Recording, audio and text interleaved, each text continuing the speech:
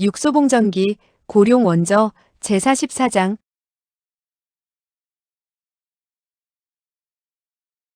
44. 무림의 칠대절지와 백발노인. 지금은 하루 중에 가장 어두운 때이다. 육소봉이 고개를 들었을 때 그의 눈은 마치 여명을 갈망하듯 빛나고 있었다. 하루 중 가장 어두울 때는 바로 여명이 가까울 때이다. 사람도 마찬가지이다. 이 어둠의 순간을 넘기기만 하면 생명은 다시 희망과 광명으로 가득 차게 될 것이다. 첫 번째 햇살이 어둠을 뚫고 나와 육소봉의 몸을 비추었다. 부드러운 햇살은 마치 여인의 눈길과도 같았다. 진정정의 눈길도 부드럽게 그의 몸에 머물러 있었다. 하지만 그들의 눈에는 약간의 의혹과 우려가 서려 있었다. 그들은 육소봉이 왜 이른 새벽부터 그녀들을 이곳으로 데려왔는지 영문을 알 수 없었다. 햇살에 비춰진 빙하는 더욱 휘황하고 장관을 이루었다. 냉홍아의 시체는 이미 옮겨졌다. 이젠 핏자국도 보이지 않는다. 하지만 그들은 앞서 이미 보았다. 아마 영원히 잊지 못할 참담한 광경이었다. 진정정은 줄곧 육소봉의 곁에 붙어 서 있었다. 그녀의 안색은 아주 창백했다. 그제서야 그녀는 길게 한숨을 쉬며 중얼거리듯이 말했다. 이곳에 곰이 출몰한다는 것은 벌써 들어서 알고 있었어요. 그런데도 곰이 이렇게 사나울 줄이야. 육소봉이 그녀의 의견을 물었다. 정정은 그녀가 곰의 발톱에 의해 죽었다고 생각하오? 진정정이 그의 말을 받았다. 그런 사나운 야수만이 그런 엄청난 힘을 지녔겠지요. 그런 야수 중에 몸을 일으켜 앞발로 공격할 수 있는 것은 곰뿐이에요. 육소봉이 고개를 끄덕였다. 일리가 있군. 진정정의 표정은 울적했다. 만약 당신이 마침 그때 이곳에 나타나지 않았다면 그녀는 아마 형체조차 분간할 수 없었을 거예요. 난 그녀와 제일 친했는데 그녀는 목이 메었고 눈시울이 붉어지더니 갑자기 육소봉의 어깨에 얼굴을 묻고 흐느끼기 시작했다. 육소봉은 자연스럽게 그녀의 허리를 감싸주었다.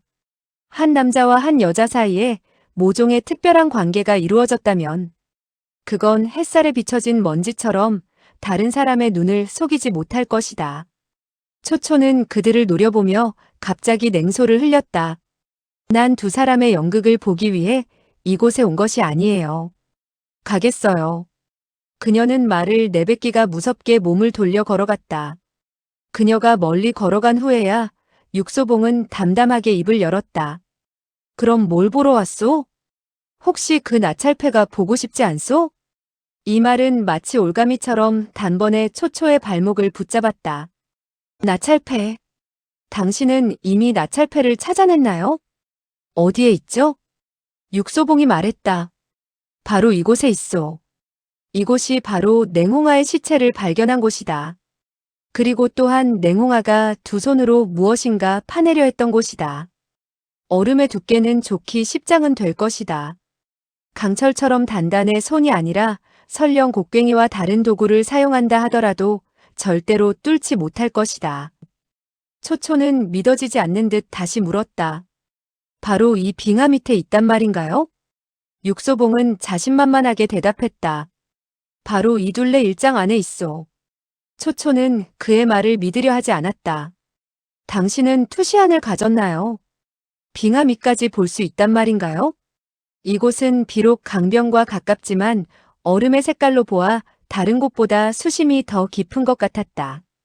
사람의 육안으로서는 도저히 밑을 투시하기가 불가능했다. 그러나 마른 나뭇가지가 빙판 속에 얼어붙은 것은 볼 수 있었다.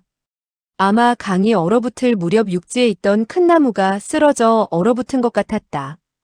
빙판 밖으로 노출된 가지 부분은 누구에 의해 이미 잘려져 나갔지만 자세히 보면 나무 줄기가 빙판 속에 박혀 있는 것을 알 수 있었다.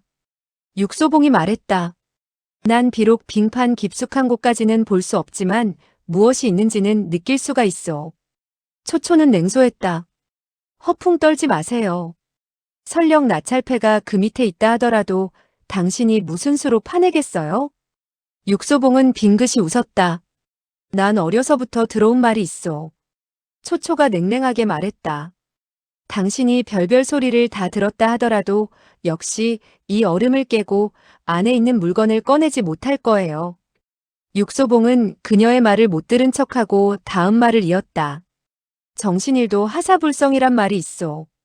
단지 마음만 먹으면 이 세상에는 불가능한 일이 없소. 초초는 눈살을 찌푸렸다. 난 도저히 이해가 안 가요. 육소봉이 다시 말했다. 내 말뜻은 간단하오. 확고한 의지와 효과적인 방법을 사용하면 이 세상에는 절대로 불가능한 일이란 없소. 초초가 말했다. 하지만 애석하게도 난 당신의 확고한 의지도 미심쩍을 뿐더러 당신이 갖고 있는 효과적인 도구도 보지 못했어요. 육소봉은 다시 미소를 지었다. 곧 보게 될 것이요. 초초는 여전히 옆에 서서 지켜보고 있었다. 육소봉이 말한 효과적인 도구는 뜻밖에도 10대 개의 대나무와 작은 병 하나였다.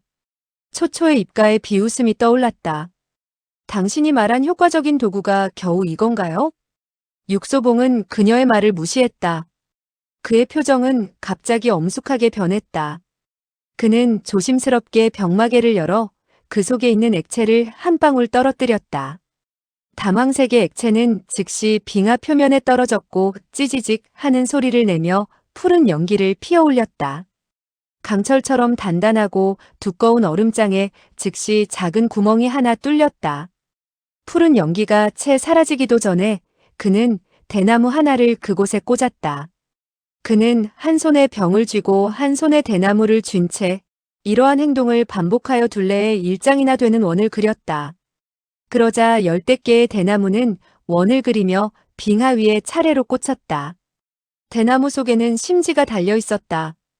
그는 곧 불이 붙은 향을 갖고 삽시간에 10대 개의 심지에 전부 불을 붙였다. 그리고 나서 소리쳤다. 모두들 뒤로 물러나시오. 세 사람은 즉시 오장 밖으로 물러났다. 그러자 요란한 소리가 울리며 물줄기가 성난 파도처럼 솟구쳤다. 그리고 마른 나뭇가지와 얼음 조각이 쪼개지는 가운데 시꺼먼 물체 하나가 빙하 밑에서 솟구쳐 올라와 나뭇가지와 함께 빙하 표면에 떨어져 내렸다. 뜻밖에도 순강철로 만든 원통이었다. 초초는 그 광경을 지켜보며 눈이 휘둥그레졌다. 진정정도 입이 딱 벌어졌다. 얼음 조각이 그들의 몸에 떨어졌지만 전혀 개의치 않았다. 육소봉은 길게 숨을 내쉬며 입을 열었다. 이것이 바로 내가 말한 효과적인 도구요. 어떻소? 초초는 억지로 웃음을 지어 보였다. 정말 기기묘묘한 방법이군요. 아마 세상에서 당신만이 이런 방법을 생각해낼 수 있을 거예요. 육소봉이 그녀의 말을 받았다. 만약 강남병력당에 화약이 없었다면 어떤 방도도 소용이 없을 것이요. 초초가 말했다.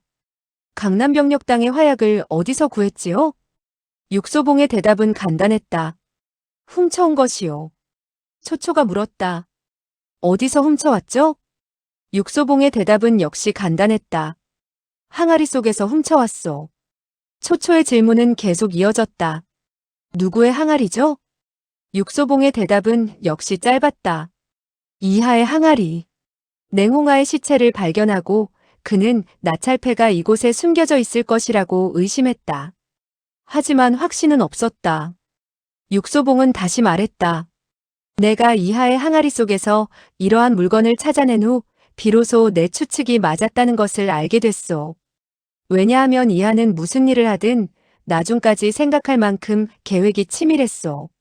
만약 그녀가 나찰패를 빙하 속에 숨겼다면 그것을 꺼낼 방법까지도 미리 계획해 두었겠죠. 이 강렬한 용액과 강렬한 화약은 산도 뚫을 수 있으니 빙하를 뚫는다는 것은 결코 어려운 일이 아니었다. 육소봉은 다시 말했다. 그녀가 이러한 것들을 준비해 놓았다는 것은 바로 나찰패를 빙하 밑에 숨겨 놓았다는 추측과 일치되지요. 그것은 마치 하나에 하나를 더하면 둘이 되듯이 지극히 간단한 진리라오. 그는 여러 가지 복잡한 추측 과정을 통해서 비로소 이런 결론을 얻을 수 있었던 것이다. 사실은 간단하지 않은 과정이었다. 초초가 갑자기 한숨을 내쉬었다. 나는 원래 당신에게 욕을 해줄 생각이었는데 지금은 존경을 표하지 않을 수가 없군요. 육소봉은 웃었다. 사실 나도 속으로 내 자신에 대해서 감탄을 하고 있어. 초초는 눈동자를 굴리며 말했다. 당신이 그렇게도 대단하다면 이하를 죽인 범인도 찾아낼 수 있겠군요. 육소봉이 웃으면서 말했다. 나는 살인범을 찾기 위해 이곳에 온 것이 아니오. 내가 찾고자 하는 것은 단지 나찰패일 뿐이오. 진정정은 그를 응시하다가 갑자기 입을 열었다. 목적을 이루셨으니 떠날 때가 됐겠군요. 그녀는 비록 가볍게 말을 내뱉었지만 비애가 섞여 있었다. 육소봉은 절로 한숨이 나왔다. 어쩌면 난 벌써 떠났어야 했을 것이오. 진정정은 억지로 웃어 보였다. 어찌되었든 난 이곳의 주인이라고 할 수 있으니 오늘 점심때 여러분들을 위해 송별주를 대접하겠어요. 모두 와주시겠죠. 초초가 앞을 다투듯이 말했다. 육소봉이 떠난다 해도 나는 틀림없이 가지 않을 거예요. 진정정이 물었다. 왜죠? 초초가 말했다. 나는 남들이 다정한 모습을 보면 배가 아파요. 그녀도 한숨을 내쉬며 곁눈질로 육소봉을 살폈다. 배가 아프다는 것을 뻔히 알면서도 갈 필요는 없잖아요. 천장주루로 돌아온 육소봉은 늘어지게 잠을 잘 수 있었다. 자기 전에 그는 자신에게 다짐을 해두었다. 난 2시간 후에 일어나야 돼. 과연 2시간 후에 깨어났다. 그의 몸에는 마치 시간을 알려주는 자명종이 장치되어 있는 것 같았다. 그가 원하는 시간에 그 종은 울려줄 것이다. 사실 모든 사람의 잠재의식 속에는 다 이러한 종이 잠재되어 있다. 단지 육소봉은 남들보다 그것이 더 정확하고 예민할 뿐이었다. 그가 눈을 떴을 때 초초는 문 쪽에서 그를 쳐다보고 있었다. 나는 한참 동안 당신을 기다렸어요. 육소봉은 눈을 비비며 말했다. 무엇 때문에 나를 기다렸소? 초초가 말했다. 당신에게 작별 인사를 하려고요. 육소봉이 말했다. 작별 인사? 당신도 지금 떠날 참이요? 초초가 담담하게 말했다. 당신이 이미 나찰패를 찾아냈으니 난 당신에게 진 빚을 갚은 셈이죠. 당신은 술을 마시러 가고 싶겠지만 나는 가고 싶지 않아요. 그러니 떠나지 않고 뭐 하겠어요. 그녀는 육소봉이 입을 열기도 전에 물었다. 한데 한 가지 이해가 가지 않는 것이 있어요. 당신은 어떻게 해서 그녀와 갑자기 친숙해졌지요? 보아하니 이미 깊은 관계를 맺은 것 같은데. 육소봉은 웃었다. 그 이유는 간단해요. 나는 지극히 정상적인 남자이고 그녀 역시 지극히 정상적인 여자이기 때문이요. 초초는 눈끝을 치켜 올렸다. 그럼 나는요? 나는 정상이 아니란 말인가요? 육소봉이 말했다. 지극히 정상적이요. 단지 너무 지나치게 정상적인 것이 탈이지. 초초는 그를 주시하다가 갑자기 앞으로 달려와 이불을 젖히고 그의 몸을 덮쳤다. 육소봉이 물었다. 무엇을 하려는 것이요? 초초가 말했다. 당신만 원한다면 그녀가 할 수 있는 일을 나도 할 수 있어요. 그리고 그녀보다 더 훌륭하게 해낼 자신도 있고요. 불길처럼 뜨거운 그녀의 몸은 계속 육소봉의 몸 안으로 파고들었다. 그리고 그의 귀에 뜨거운 입김을 불어댔다. 난 벌써부터 당신에게 모든 것을 바치려 했지만 당신이 원치 않았어요. 당신은 아마 후회하고 있겠지요. 육소봉은 한숨을 내쉬었다. 그는 부인할 수가 없었다. 무쇠와 같은 남자라 하더라도 이 여인을 보면 차지하고 싶은 욕망을 느낄 것이다. 초초가 갑자기 벌떡 일어나 밖으로 뛰쳐나가면서 큰 소리로 외쳤다. 그럼 혼자 그곳에 누워 천천히 후회를 하세요. 육소봉은 침상에 오래 누워있지 않았다. 왜냐하면 초초가 나가자마자 진정정이 왔기 때문이다. 그녀는 술과 작은 술잔 2개를 가져왔다. 그 배가 아플 것이라는 사람은 왜 먼저 갔지요? 육소봉은 쓴웃음을 지었다. 그녀가 만약 가지 않았다면 나는 골이 지끈지끈 쑤셨을 것이요. 진정정은 생긋 웃었다. 그녀는 떠나길 잘한 것 같아요. 난 이미 도박장을 청산했어요. 그래서 그곳에서 기다리지 않고 이곳으로 온 것이죠. 육소봉은 웃으면서 말했다. 한데 당신이 가져온 술은 내가 입가심을 하기에도 부족한 것 같소. 진정정은 부드러운 음성으로 말했다. 술은 양으로 따지는 것이 아니에요. 진정한 성의가 담겼다면 한 잔으로도 충분하지 않을까요? 육소봉이 고개를 끄덕였다. 좋소. 따르시오. 마시겠소. 진정정은 천천히 두 잔을 따랐다. 그리고 울적하게 말했다. 이 잔은 당신이 편안히 떠나시라고 올리는 잔이고 이 잔은 내 자신에 대한 송별주죠. 이제부터 우린 각자의 길을 떠나야 할 거예요. 육소봉이 물었다. 당신도 떠날 것이오? 진정정은 한숨을 내쉬었다. 우린 5사람이 왔어요. 이젠 나 혼자 남게 되었는데 이곳에 더 머물러 있어 뭐 하겠어요? 육소봉이 물었다. 그럼 어디로 갈 생각이오? 진정정이 말했다. 난 갈 곳이 있어요. 육소봉이 말했다. 정녕 우리가 모두 떠나야 한다면 같이 갈 수도 있지 않겠소? 진정정은 억지로 웃음을 지어 보였다. 난 당신이 진심으로 날 데리고 갈 생각이 없다는 것을 알고 있어요. 그리고 당신 곁에는 많은 여인이 있다는 것도 알고 있죠. 질투하지 않는 여자는 없어요. 나도 여자죠. 난. 그녀는 더 이상 말을 계속하지 않고 술잔을 비워버렸다. 그리고 술잔을 내려놓지 않고 몸을 돌려 천천히 밖으로 걸어나갔다. 그녀는 고개를 돌리지 않았다.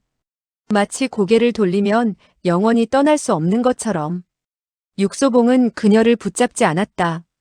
단지 그녀가 걸어나가는 것을 묵묵히 지켜볼 뿐이었다. 그는 방금 쓴 술을 들이킨 듯한 표정이었다. 바로 이때 갑자기 바깥에서 한 사람의 음성이 들려왔다.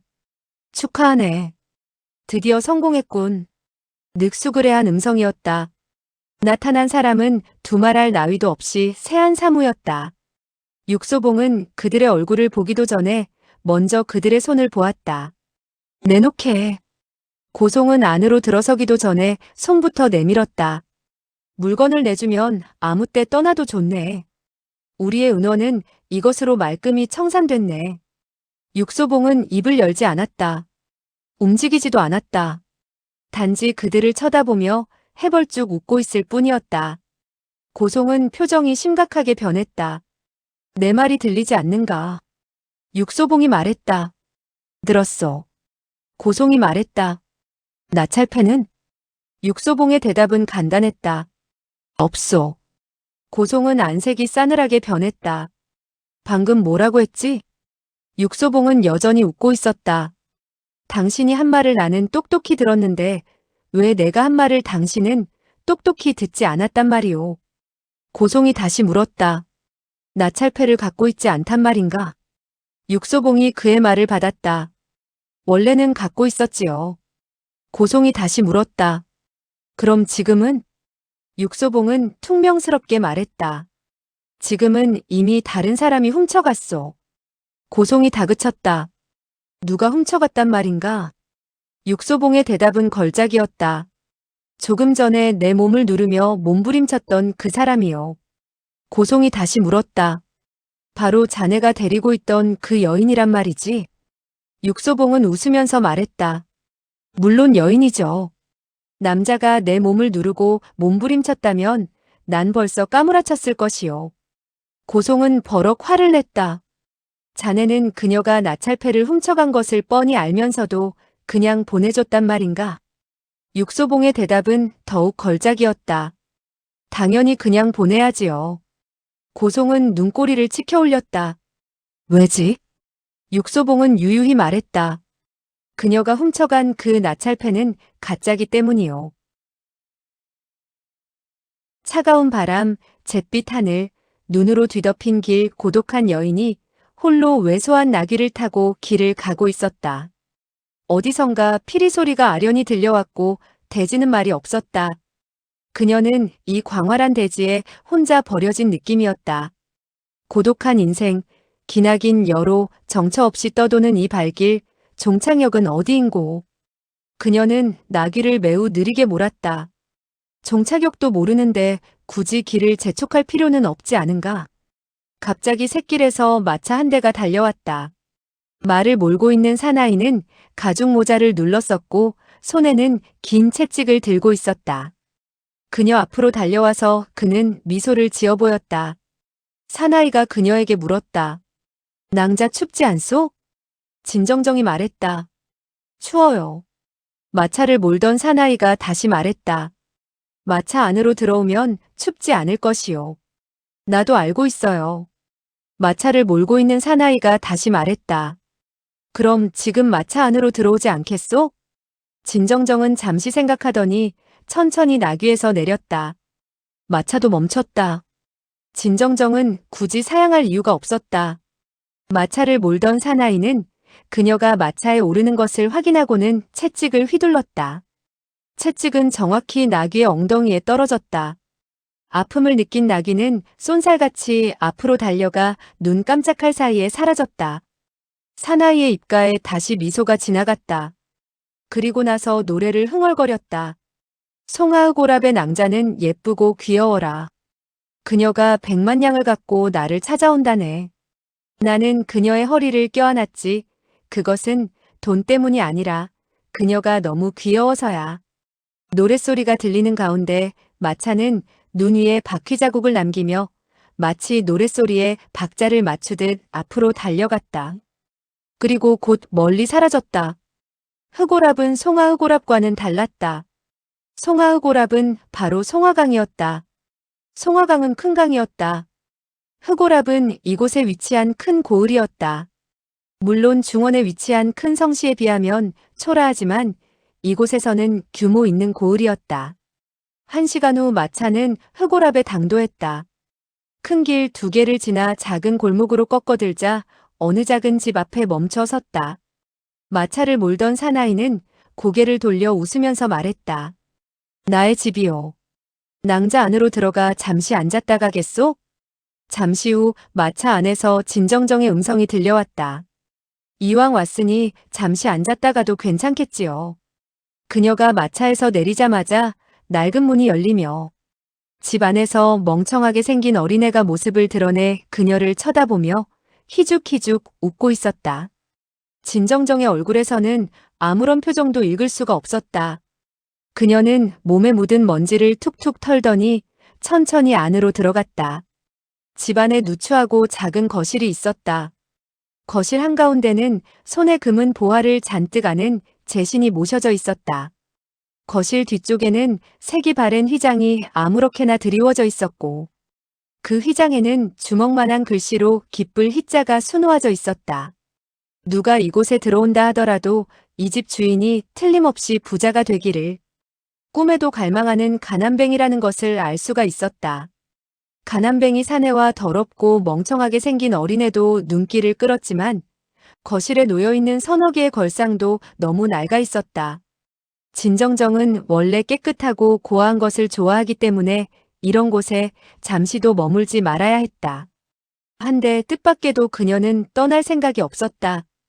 혹시 그녀는 정말 갈 곳이 없는 것일까? 멍청하게 생긴 어린애는 계속 그녀를 쳐다보며 해벌쭉 웃고 있었다. 그녀의 얼굴에서는 여전히 아무런 표정도 찾아볼 수 없었다. 그녀는 주위를 한번 둘러보더니 뜻밖에도 뒤쪽에 있는 휘장을 젖히고 남의 거실로 들어갔다. 거침없이 들어갔다. 거실에는 뜻밖에도 큰 침상이 놓여 있었다. 침상은 새 것이었다. 그리고 그 위에 깔린 이불도 새 것이고 한 쌍의 원앙이 수놓아져 있었다. 원앙금침이었다. 침상 뒤쪽에는 너댓게 깨끗한 나무 상자가 놓여 있었고 제법 근사하게 생긴 화장대가 놓여 있었다. 마치 신혼부부의 신방처럼 깨끗이 단장된 곳이었다. 진정정은 눈살을 찌푸렸다. 그녀의 눈에는 혐오스러운 빛이 드러났다. 그러나 나무 상자에 눈길이 옮겨졌을 때 그녀의 눈동자는 즉시 빛이 났다. 다음 순간 그녀는 불가사의한 행동을 했다. 뜻밖에도 그녀는 허락도 없이 남의 침상 위에 올라가 몸에서 열쇠꾸러미를 꺼내더니 허락도 없이 남의 나무 상자에 걸려있는 자물쇠를 열었다. 뚜껑이 열리는 순간 주인은 금광으로 뒤덮였다. 나무 상자 속에는 뜻밖에도 황금이 가득 차 있었다. 금광이 그녀의 얼굴에 비춰지자 그녀의 얼굴에 처음으로 웃음이 띄워졌다. 그리고 마치 어머니가 갓 태어난 어린애를 어루만지듯 상자 속에 가지런히 놓여있는 금덩이를 어루만졌다. 이렇게 많은 황금을 한꺼번에 볼 수 있다는 것은 아무에게나 찾아오는 행운이 아니었다. 어쩌면 어머니가 첫 아이를 낳는 것보다 더 어려운 일일 것이다. 그러나 이제 모든 고통이 지나갔다. 그녀는 만족스럽게 길게 숨을 불어내었다. 이때 마차를 몰고 온 사나이가 어슬렁거리며 들어오는 것을 볼 수 있었다. 그는 미소를 지으며 말했다. 나의 연기가 어땠소?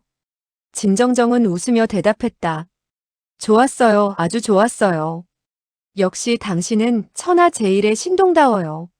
마차를 몰고 온 사나이는 크게 웃으며 눈썹까지 푹 눌러쓴 가죽 모자를 벗었다. 그리고 다소 천진스러운 얼굴을 드러냈다. 놀랍게도 바로 이신동이었다. 그 미치광이 같은 알록달록한 붉은 장포와 녹색 모자를 벗어버린 이신동은 전혀 멍청해 보이지 않을 뿐더러 그렇게 못생긴 편도 아니었다. 그를 바라보는 진정정의 눈에는 부드러운 웃음이 가득 담겨 있었다. 그동안 정말 고생이 많았어요. 이신동은 웃으며 말했다. 고생이라고 할 것은 없죠. 하지만 다소 긴장되는 것은 사실이요. 그 눈썹이 내게 달린 녀석은 확실히 만만치가 않소이다. 여기까지 말한 그는 갑자기 물었다. 당신이 떠나올 때 그는 나에 대해서 묻지 않았소? 진정정은 고개를 흔들었다. 그는 당신이 정말 미치광이인 줄 알고 있어요. 당신을 아예 안중에도 두지 않더군요. 이신동이 웃으면서 말했다. 그 녀석이 아무리 똑똑한 척하더라도 역시 당신을 당하지 못할 것이요. 진정정이 말했다. 모든 것이 당신 덕분이죠. 당신이 미치광이 흉내를 낼 때 나도 착각할 정도였으니까요. 이신동이 말했다. 그것은 어렵지 않았소. 나는 단지 단가경을 당신으로 생각하고 미친 듯이 그러한 말을 외쳤던 것이요. 아마 당신도 내 마음을 잘 알 것이요. 그는 마치 젖먹여달라고 어머니에게 보채는 어린애처럼 그녀를 한참 동안 쳐다보다가 갑자기 웃었다. 이 방은 내가 꾸민 것인데 어떻소? 진정정은 생긋이 웃으며 말했다. 아주 좋아요. 마치 신방 같아요. 그녀는 미소를 지으며 웃었다. 그리고 멍청한 눈으로 이신동을 쳐다보며 부드러운 음성으로 말했다. 내 모습이 새색시 같지 않나요? 이신동은 마른 침을 꿀꺽 삼켰다. 그는 갑자기 호흡이 거칠어지더니 앞으로 덮쳐가 침상 앞에 무릎을 꿇고 그녀의 가슴에 얼굴을 묻었다. 그리고 숨을 몰아쉬며 말했다. 그동안 나는 당신이 그리워 미칠 지경이었소. 내가 마지막으로 당신을 아는 것은 3개월 전. 그는 말을 하면서 진정정의 옷을 풀어 헤쳤다. 진정정은 그를 거절하지 않았다. 그녀는 곧 알몸이 되었고 이신동의 뜨거운 입김은 그녀의 몸에 내뿜어졌다. 그리고 그 입김은 가슴과 목덜미를 걸쳐 차츰 아래로 미끄러져 내려갔다. 그의 입술이 아래로 옮겨갔을 때 진정정의 입에서도 가느다란 신음이 흘러나오는 것 같았다. 이신동은 그녀의 매끄러운 다리를 들어올려 어깨에 걸쳤다. 진정정의 몸에 가벼운 경련이 일었다. 그녀는 손으로 이신동의 머리를 움켜쥔 채 다리에 힘을 주었다. 이신동은 행위에 몰두했다. 그 순간 갑자기 우두둑 하는 소리가 들렸다. 뜻밖에도 목뼈가 부러지는 소리였다. 진정정은 즉시 그의 목에서 다리를 빼고 냅다 발로 그를 걷어찼다. 이신동은 침실 한쪽에 굴러떨어져 축 늘어졌다. 눈동자가 돌출된 것으로 미루어 숨이 끊어진 것이 분명했다. 진정정은 아예 그에게 눈길도 주지 않고 옷을 다시 주워 입더니 눈을 감고 침상에 누웠다. 바로 이때 은방울 같은 웃음소리가 들려왔다. 여인의 웃음소리였다. 좋아, 아주 좋았소. 정향이는 내가 가장 악랄한 여인이라고 했는데 그 말이 과연 사실이군. 진정정은 이내 안색이 변했다. 그러나 그녀가 몸을 눕혔을 때는 얼굴에 다시 그 부드러운 미소가 떠올랐다. 난 비록 마음이 악랄하지만 시꺼멓지는 않지. 너는 어떠냐? 내 마음은 벌써 들깨한테 져버렸어. 몸에 딱 맞는 털옷을 입은 여인이 입가에 미소를 띄운 채 걸어 들어왔다. 그녀의 웃는 모습은 너무나도 아름다웠다. 뜻밖에도 바로 초초였다. 그녀의 뒤에는 세 사람이 따르고 있었다. 한 사람은 검은 옷에 보검을 차고 한 사람은 날렵하기가 원숭이 같았다. 그리고 또 한 사람은 백발이 성성했다. 보아하니 그들은 그녀의 그림자 같았다. 진정정은 그들을 맞이하며 생긋이 웃었다. 난 내가 오리라고는 생각지 못했어. 그럴 줄 알았다면 내가 좋아하는 몇 가지 음식을 준비해 놓았을 텐데. 초초는 더욱 달콤하게 웃었다. 내가 어떤 요리를 좋아하고 있는지 아직도 기억하고 있나? 진정정은 말했다. 어렸을 적부터 함께 자랐으니 잊을 리가 없지. 설령 내가 나를 잊는다 하더라도 너를 잊을 수가 없어. 초초는 물었다. 정말이야? 진정정이 말했다. 물론 진짜지. 이후 며칠 동안 나는 줄곧 너와 단둘이 만나 회포를 풀고 싶었지만 다른 사람이 의심할까 참아왔어. 초초가 말했다. 나도 마찬가지야. 그 눈썹이 내게 달린 생마는 만만한 녀석이 아니었어. 두 사람은 서로 마주보며 웃음을 띄었다. 그 웃음 속에는 따뜻한 우정이 충만해 있었다. 진정정이 부드럽게 말했다. 너는 조금도 변하지 않은 것 같군. 초초가 말했다. 너도 마찬가지야. 그동안 나는 정말 내가 보고 싶었어. 나도 내가 보고 싶었어. 두 사람은 모두 손을 내밀며 상대방을 향해 걸어갔다. 서로 부둥켜 안고 자신의 감정을 표현할 것처럼 보였다. 그러나 그들은 가까이 다가가지 않았다. 진정정의 웃음은 이미 사라졌고 부드러운 눈빛도 살기로 변했다. 그리고 정광석화처럼 출수하여 초초의 맹문을 낚아챘다. 그리고 또 한 손으로 그녀의 왼쪽 겨드랑이를 낚아챘다. 실로 악랄한 기습이었다. 초초가 만약 그녀에게 잡힌다면 뼈가 으스러질 것이다. 그러나 진정정의 출수가 빨랐지만 초초는 그녀보다 더 빨랐다. 순간 초초의 소매에서 소털처럼 가느다란 검은 광채가 뻗쳐나왔다. 진정정은 두 무릎에 따끔한 느낌이 드는 순간 온몸에 힘이 사라져 그 자리에 무릎을 꿇고 말았다. 바로 초초 앞에 무릎을 꿇은 것이다. 초초는 다시 은방울 같은 웃음을 흘렸다. 우리는 친구 사이인데 굳이 나에게 이렇게 깍듯하게 예의를 차릴 필요는 없어. 그녀는 웃음을 날리며 다시 한 줄기의 싸늘한 광채를 뻗어냈다. 이번엔 진정정의 소요열에 적중됐다. 진정정은 웃었다. 깔깔거리며 쉬지 않고 계속 웃었다. 소요열이 잡힌 사람은 자의로서 웃음을 멈출 수가 없었다. 그녀는 비록 웃고 있었지만 아름다운 얼굴은 이미 고통으로 일그러졌고 콩알만한 땀방울이 뚝뚝 떨어져 내렸다. 초초는 웃는 눈을 가늘게 접었다. 난 이해할 만해. 넌 틀림없이 나에게 잘못을 저질렀을 거야. 그러니 무릎을 꿇고 사죄하는 것이 아니겠어? 내가 단지 그것을 내준다면 나는 너를 용서해 줄 수가 있어. 진정정은 땀을 흘리면서 악을 쓰듯 외쳤다. 무엇을 내놓으라는 거지? 초초가 반문했다. 몰라서 묻는 거냐? 진정정은 몸부림치듯 고개를 내둘렀다. 그녀는 웃음으로 인하여 말할 기력도 없는 것 같았다. 초초의 안색이 차갑게 변하는 것 같았다. 가락사는 40만 양의 황금으로 이하의 나찰패를 사려고 했지. 한데 넌 내가 10만 양만 내놓으면 나찰패를 나에게 넘겨주겠다고 약속하지 않았느냐? 진정정이 말했다. 하지만 나찰패는 내가 데려온 남자가 가져갔잖아. 초초는 즉시 몸에서 옥패 하나를 꺼냈다. 바로 이것을 말하는 것이냐? 진정정은 고개를 끄덕였다. 초초는 갑자기 앞으로 다가가 냅다 그녀의 뺨을 후려치며 냉소를 날렸다. 이것이 가짜라는 것을 내가 모를 줄 아느냐? 그녀는 이내 옥패를 힘껏 이신동의 머리에 던져버리고 다시 말했다. 넌 저 녀석이 만든 가짜로 아무나 속일 수 있을 것이라 생각했느냐? 하지만 그가 옥패에 조각한 천마와 천신은 모두 개 돼지 같았어. 진정정은 힘주어 아랫입술을 깨물었다. 그녀는 웃지 않으려고 피가 날 정도로 입술을 깨물었지만 웃음은 멈추지 않았다. 초초가 말했다. 난 일찍부터 너를 의심했어.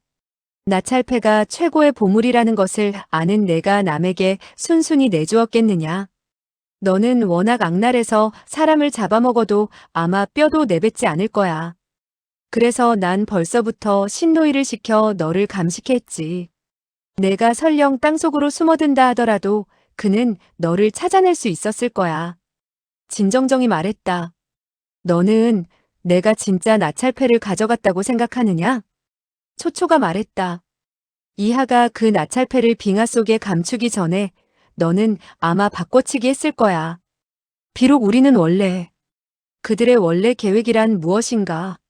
초초는 애당초에 약속한 황금의 4분의 1만 주기로 했다. 12개의 상자 중에 단지 3개만이 황금이 들어있었고 나머지 9개는 모두 벽돌로 대신하기로 한 것이다. 황금을 받아 확인한 사람은 바로 진정정이었다. 그녀가 12개 상자를 받은 후 이하에게 알려 물건을 내주기로 되어 있었던 것이다. 그녀는 원래 이하가 가장 신이 많은 사람이었다. 이하는 당연히 그녀가 자신을 배신하리라고는 생각하지 않았을 것이다. 그래서 12개의 상자를 받은 다음 날 화약으로 빙하를 폭파시켜 나찰패를 꺼낼 생각이었다. 이하가 원하는 것은 단지 황금과 남자뿐이었다. 그녀는 서방마교 교주 자리에 대해선 전혀 미련이 없었다. 초초가 말했다. 하지만 너는 그녀가 나찰패가 바꿔진 것을 알면 즉시 너를 의심할 거라는 걸 알고 있었다. 왜냐하면 그녀 자신과 너 이외의 절대 제3자가 그 비밀을 알지 못했으니까. 그래서 넌 그날 밤 그녀를 죽인 거야. 그리고 일부러 다른 사람의 주의를 딴 곳으로 유도하기 위해서 그녀를 노사냥과 함께 발가벗겨 얼음 속에 파묻은 거지. 어느 누구도 내가 그런 미치광이 같은 일을 저지르리라고는 생각하지 못했지. 그녀는 말을 이었다. 알다시피 난 너의 비밀과 너에 대해서 낱낱이 알고 있어. 그러니 더 이상 나를 속일 생각은 말아라. 진정정의 전신에 경련이 일었다. 그녀의 얼굴은 땀과 눈물로 범벅되었으며 심지어 아랫도리도 축축하게 젖어 있었다. 무릎 관절은 예리한 칼로 계속 후비는 듯 통증을 느꼈지만 자신의 의사와는 상관없이 마치 300개의 금덩어리를 주운 듯 계속 웃고 있어야 했다. 계속해서 다그쳤다. 그래도 안 내놓겠느냐? 이 상태로 계속 웃으면 어떻게 되리라는 것을 모르느냐? 진정정은 안간힘을 다해 이를 깨물으려 했지만 입술조차 다물 수가 없었다. 처음 웃을 때는 땀과 눈물이 나왔겠지만 지금은 아마 대소변까지 나올걸. 한두 시간 후면 온몸의 뼈마디가 풀려 누가 손가락으로 살짝 건드리기만 해도 너는 돼지멱다는 비명을 내지르게 될 거야. 진정정이 입을 열었다. 너. 초초가 말했다. 내가 너에게 그런 악랄한 수단을 쓰지 못할 거라고 생각했다면 그것은 오산이야. 가락산도 내 손에 죽을 것이라곤 꿈에도 생각 못했지. 진정정이 말했다. 그를 죽였냐? 초초가 말했다. 그는 돈도 많고 권력도 있었어. 비록 나이는 들었지만 워낙 몸을 잘 간수해 잠자리에서는 젊은 녀석 못지않게 힘이 넘쳐났지. 그리고 오랜 경험을 살려 젊은 녀석에게서는 도저히 찾아볼 수 없는 훌륭한 기교도 지니고 있었어. 더군다나 나에게는 뭐든지 원하는 대로 해주었지. 어느 누구도 내가 그를 죽이리라고는 생각지 못했을 것이야. 그녀는 담담하게 말을 이어갔다. 하지만 난 그를 죽였어. 그까지도 죽였는데 내가 무슨 일인들 못하겠느냐. 진정정은 마지막 힘을 다하여 외쳤다. 나찰패는 내 월경대 안에 있어. 날 살려줘. 웃음소리는 이미 멎어졌다. 진정정은 걸레 조각처럼 바닥에 축 늘어져 있었다. 나찰패는 물론 이미 초초의 수중에 들어갔다. 그녀는 마치 황제 자리를 승계받는 옥쇠를 손에 넣은 듯 득이양양하여 유쾌하게 웃음을 터뜨렸다. 그녀가 가장 유쾌하게 웃고 있을 때 창 밖에서 갑자기 긴 채찍이 소리 없이 날아들어왔고 순간 그녀의 손에 쥐어져 있던 옥패는 감쪽같이 사라졌다. 초초는 더 이상 웃을 수가 없었다. 얼굴 표정은 마치 누구에 의해 단칼에 목이 잘라진 것 같은 표정이었다. 이때 창 밖에서 한 사람의 웃음 섞인 음성이 들려왔다. 쫓아나올 필요는 없소. 내 곧 들어갈 테니 아무튼 내 대신 이 나찰패를 되찾아 주었으니 고맙다는 인사는 해야지. 육소봉. 초초는 이를 부드득 갈았다. 당신이 올 줄 알았어요.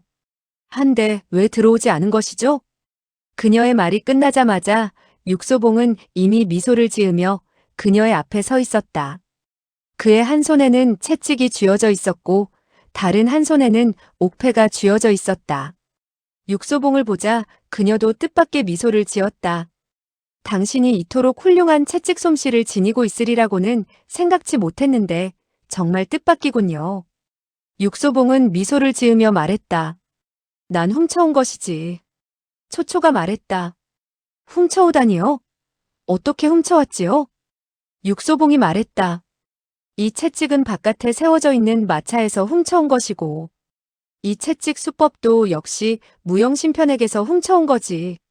난 비록 훔치는 솜씨에 있어서 사공적성만은 못하지만 남들보다야 훨씬 뛰어난 편이지. 초초는 한숨을 내쉬었다. 사실 난 당신의 훔치는 솜씨를 익히 알고 있었어요. 당신은 내 마음까지도 훔쳐갈 뻔했는데 하물며 다른 것이야. 육소봉은 웃으면서 말했다. 초초의 마음은 이미 들깨에게 주었다고 한 것 같은데. 초초는 눈이 휘둥그레졌다. 당신은 벌써 와 있었군요. 육소봉이 말했다. 뜻밖인가? 초초가 말했다. 어떻게 알고 왔지요? 육소봉은 여전히 웃으면서 말했다. 초초가 날 혼자 침상에 누워있게 하는 바람에 많은 생각을 할 수 있게 했지. 초초는 입을 삐죽거렸다. 내가 떠나려고 했을 때 왜 나를 잡고 강간하지 않았죠? 다른 사람이 자기를 강간하지 않은 데 대해서 그녀는 오히려 화를 내고 있었다. 당신은 군자도 아니고 다른 사람을 강간할 수도 있었는데 왜 나에게는 그러지 않았죠? 육소봉은 웃으면서 말했다. 그때 난 별로 급한 것이 없었지. 초초가 눈을 깜빡거리면서 물었다. 언제부터 날 의심하게 되었죠? 육소봉이 대답했다. 상자에서 돌이 나왔을 때부터. 그는 미소를 지으며 다시 말을 이었다. 난 비록 황금에 환장한 놈은 아니지만 상자가 쇠로 만든 것인지 아니면 황금으로 만든 것인지 금방 알아볼 수 있지. 초초는 다시 한숨을 내쉬었다. 당신은 훔치는 솜씨가 뛰어날 뿐만 아니라 그 방면에 아주 안목이 뛰어나군요. 당신 같은 사람은 산적이나 강도가 됐어야 하는데 정말로 아깝군요. 육소봉도 한숨을 내쉬었다. 솔직히 말해 나도 여러 번 산적이 되고 싶었지만 애석하게도 실천에 옮기지 못했지. 초초는 생긋이 웃었다.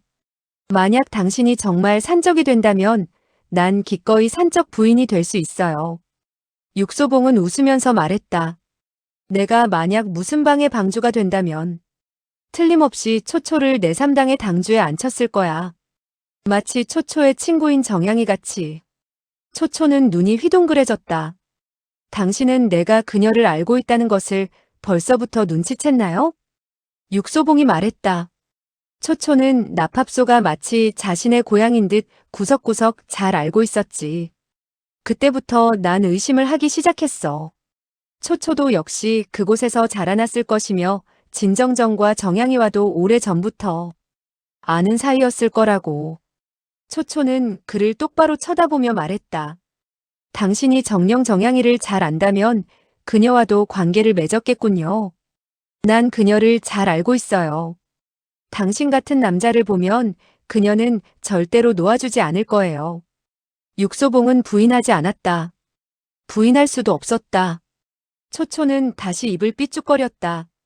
우리 세 사람 중에 당신은 이미 둘과 관계를 맺었는데 왜 하필이면 나만 따돌렸지요. 그들 두 사람은 마치 사랑 싸움을 하듯 대화를 나누고 있었다. 뒤쪽에 서 있는 세 사람은 벌써 이미 안색이 변해 육소봉을 에워싼 채 호시탐탐 기회를 노리고 있었다. 육소봉은 마치 지금에서야 그들을 발견한 듯 미소를 띄우며 말했다. 지난번에 겨뤄보았는데 또다시 겨뤄보겠다는 것이요? 백발노인이 말했다. 전번에 너를 못 죽인 것이 한이다. 신노이도 한마디 했다. 우리가 너를 살려준 것은 단지 너를 그녀의 허수아비로 이용하고 싶었기 때문이다. 육소봉은 크게 웃었다. 내가 만약 그녀의 허수아비라면 당신 내 셋은 무엇이요? 내가 원하기만 하면 그녀는 날 따라갈 텐데 당신네들은 어떻소? 세 사람의 안색이 더욱 무섭게 변했다. 그들은 고개를 돌려 초초를 쳐다보았다. 한데 초초는 자기와는 아무런 상관도 없는 일이라는 듯이 한쪽으로 비켜섰다. 육소봉이 다시 말했다. 솔직히 말해 화산 제자인 일지통천 화옥곤 강북무림의 고수 다비선언 오신 피풍검의 명인 오이신검 두백의 이름은 난 벌써 잘 알고 있었소. 그런데도 내가 줄곧 긴가민가 했던 것은 그러한 명문의 세 사람이 무엇 때문에 한 여인의 노예가 됐는지 도저히 이해가 되지 않았기 때문이었소. 세 사람의 얼굴은 푸르락불그락해졌다. 그들은 자신의 이름으로 성을 대신했는데 뜻밖에도 육소봉은 그들의 출신 내력을 정확히 알고 있었다. 백발노인의 구부정한 몸이 천천히 퍼졌다. 그는 폭언의 예를 취하며 입을 열었다. 내가 바로 화옥곤이요. 한 수 겨뤄봅시다. 육소봉이 말했다. 혼자서 나를 상대하겠다는 것이요. 화옥곤이 말했다. 내가 만약 내 출신 내력을 몰랐다면 난 틀림없이 저들과 합세해 너를 상대했을 것이다. 하지만 지금은 그의 표정은 갑자기 엄숙하게 변했다. 그리고 싸늘하게 다음 말을 이었다. 내 개인의 생사 영욕은 별것 아니지만 화산파의 명성은 절대 나로 인하여 훼손당하게 할 수는 없다. 화산파는 비록 무림에서 으뜸가는 방파는 아니었지만 문호고결하고 문중 제자 중에서 사도로 빠진 자가 극히 드물며 더군다나 여럿이 한 사람을 상대하는 졸장부는 없었다. 육소봉의 표정도 엄숙하게 변했다. 자신의 명예를 중요시하는 사람은 남에게 존경을 받을 이유가 있다. 화옥곤이 말했다. 육소봉의 지공이 천하제일이란 소문은 오래전부터 들어왔다. 나 역시 지공을 배웠으니 한 수 가르침을 받기를 원한다. 육소봉의 대답은 간단했다. 좋소. 그는 길게 숨을 들이마시며 옥패를 갈무리하고 채찍을 내려놓았다. 그 순간 예리한 파공음이 들리며 화옥곤의 손가락이 검처럼 그의 좌우 견정혈을 전개했으니 과연 명문 출신다웠다. 그가 초식을 전개하자마자 육소봉은 이미 이 노인의 공격은 비록 심오하지만 초식 변화가 부족하여 너무나도 틀에 박힌 고루한 초식이라는 것을 대번에 알아차릴 수가 있었다. 이것이 바로 명문제자들이 흔히 범하는 약점이기도 했다. 육소봉은 단이 3초씩에 그를 제압할 수가 있었다. 하지만 그는 속으로 자신에게 묻지 않을 수가 없었다. 내가 단번에 그를 격패해야 하는가? 아니면 그의 체면은 살려줘야 하는가? 사람이 사람을 사랑한다는 것은 사람이 대상이 좋든 나쁘든 사랑하는 자체는 결코 나쁜 것이 아니다. 화옥곤도 충분히 초초를 좋아할 자격이 있으며 좋아하기 때문에 그녀의 명령에 따라 움직이는 노예가 될 수도 있다. 더군다나 그는 지금 이미 고령이다. 여기서 단 몇 수에 쓰러진다면 아마 영원히 다시 재기하지 못할 것이다. 이러한 생각이 육소봉의 뇌리를 스치고 지나갔을 때 화옥곤의 손가락은 그의 혈도에서 반자가량 떨어진 곳까지 뻗쳐왔다. 지풍은 이미 그의 옷을 꿰뚫었다. 그는 더 이상 선택할 여지가 없었다. 그도 출수를 해야만 했다. 출수는 정광석화와도 같았다. 그는 자신의 손끝으로 상대방의 손끝이 마주치게 한 것이다. 화옥곤은 한 갈래의 뜨거운 힘줄기가 손끝을 통해 전해오는 것을 느끼는 순간 자신의 힘이 갑자기 사라지는 것을 알았다. 화산파의 탄지신통은 원래 무림의 7대 절지 중에 하나였다. 그는 이 방면에서 이미 40년 넘게 고된 연말을 해왔다. 평상시에는 5자 밖에서도 지풍으로 상대방의 혈도를 짚을 수 있었는데 지금은 모든 힘이 마치 불길에 닿은 눈처럼 녹아버리고 온몸에 식은땀이 배었다. 한데 뜻밖에도 육소봉은 갑자기 뒤로 물러나며 쓴웃음을 지었다. 화산파의 탄지 신통은 과연 명불허전이군요. 화옥고는 어리둥절한 표정으로 그의 말을 받았다. 하지만 난 이미 패했네. 육소봉이 말했다. 당신은 패하지 않았소. 난 비록 당신의 일초를 받아냈고 또한 당신의 출수보다 더욱 빨랐지만 당신의 공력은 나보다 심오했소. 한데 구태여. 그의 말이 끝나기도 전에 창 하는 금속성이 들리며 수십 줄기의 싸늘한 광채가 허공을 뒤덮으며 그의 등 뒤를 향해 날아왔다. 거의 등 뒤에는 눈도 없고 손도 없었다. 화옥고는 아연실색했다. 초초의 눈에는 빛이 반짝였다. 바로 이 순간 육소봉은 갑자기 몸을 돌렸고 수십 줄기의 싸늘한 광채는 기적처럼 그의 겨드랑이 사이를 스치고 지나갔다. 그리고 원래 그의 앞쪽에 서 있던 화옥곤의 가슴에 전부 꽂혔다. 화옥곤은 두 눈이 돌출된 채 호신을 노려보며 한 발 한 발 앞으로 걸어왔다. 호신도 안색이 변해 한 발 한 발 뒤로 물러났다. 화옥곤은 몇 걸음 걷지 못해 눈가와 콧구멍, 입가에서 동시에 선혈이 흘러나왔다. 호신은 안도의 숨을 내쉬었다. 그는 단지 한마디를 내뱉었다. 그리고 가슴에서 선혈이 뿜어졌다. 검끝이 그의 등 뒤에서 가슴으로 뚫고 나온 것이다. 그는 놀란 표정으로 자신의 가슴을 뚫고 나온 검끝을 쳐다보았다. 도저히 이것이 사실이라는 것이 믿어지지 않는 모양이었다. 그는 갑자기 광규를 토하며 앞으로 꼬꾸라져 꼼짝도 하지 않았다. 그가 쓰러진 후에야 두백이 그의 등 뒤에서 손에 검을 쥐고 있는 것을 볼 수 있었다. 검 끝에는 아직도 피가 묻어 있었다. 화옥고는 그를 쳐다보며 안간힘을 써서 미소를 지어 보였다. 고맙네. 두백도 억지로 웃음을 지어 보였지만 입을 열지 않았다. 화옥고는 다시 고개를 돌려 육소봉을 쳐다보며 또박또박 말했다. 자네에겐 더욱 고맙네. 두백은 그를 위해 복수를 해주었지만 육소봉은 그의 명예를 보존해 주었다. 이것은 무림에서 가장 중요한 두 가지 일이었다. 화옥고는 눈을 감으며 천천히 말했다. 모두들 고마워, 고마워. 그는 천천히 쓰러졌다. 입가엔 미소가 띄워져 있는 것 같았다. 그것은 마지막 미소였다. 창 밖에서 바람이 불어오자 등줄기가 서늘해지는 한기를 느끼게 되었다. 한참 후에야 육소봉은 길게 숨을 내쉬며 중얼거리듯 말했다. 무엇 때문이지? 이게 도대체 무엇 때문이지? 두백의 얼굴엔 아무런 표정도 없었다. 그는 천천히 말했다.